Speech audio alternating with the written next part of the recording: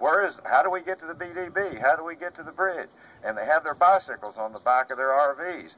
And he said, you know, I see people out there from young or old, they're walking, they're carrying their baby carriages, they're doing all things that get them out of that four-wheel mode of transportation. And one of the things I heard, you know, and this was about 3 years ago, that amazed me is one of the healthiest cities in the country, you know, was Washington, D.C. And I couldn't help think about the 2 martini lunches, maybe 3.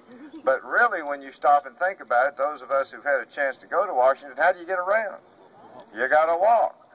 And so what we are doing, and when it comes to our trail, when it comes to the Big Dam Bridge, when it comes to what is one of the most unique areas in the country, when you join the Clinton Bridge and the Junction Bridge, and I don't know, we may see something a little this week about perhaps another bridge becoming a little bit more pedestrian friendly.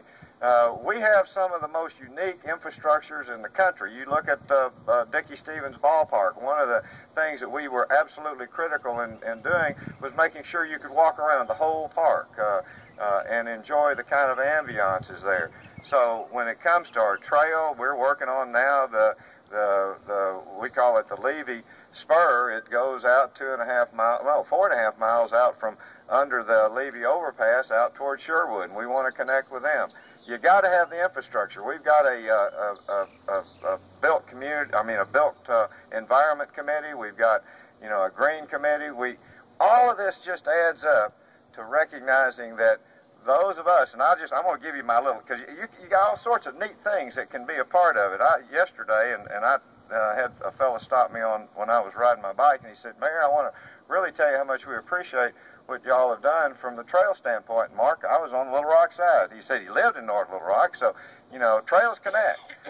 And I said to him, you know, that self-interest is one of the best motivators, and I was out there, and in fact, I'm going to give you just a little summary, because this is a Map My Ride. It says, on March 31st, general road cycling started 8:31, 41 seconds, end time 14:15:49, so total duration 4 hours and 14 minutes and 1 second. I want you to add that 1 second too, and I got 66.13 miles. Now that was a pretty good little pedaling day. But it was fun, and it was fun because of the built environment. It was fun because of the ambiance around. It was fun because of the socialization. It was fun to be outside. So let me before I leave my comments, just tell you that being healthy is fun. Watching your kids and your grandkids grow up is satisfying. And even if you can't be the age of a 3-year-old, you sure can work at it. And that's what we are encouraging everybody to do, from the built environment to the environment, if you want to put it that way, to being a part of a community that emphasizes health. Bernadette Rhodes, Bernadette's over there. She's taking a picture. She's the one that's a key part of our city's efforts in our Fit to Live campaign. We appreciate Michael Drake. Michael is now in Little Rock giving guidance to them, and we appreciate what he did over on our side of the river. So let me just say that, you know, that I have absolutely no doubt that I would put this community, Little Rock, North Little Rock, sure, all of us, up against any community in the country about the built environment and about what we're trying to do, encourage people to know how to use the built environment and how to be healthier in their own lives. So with that, God bless Little Rock and North Little Rock and this community. Thank y'all very much. Let's be healthy.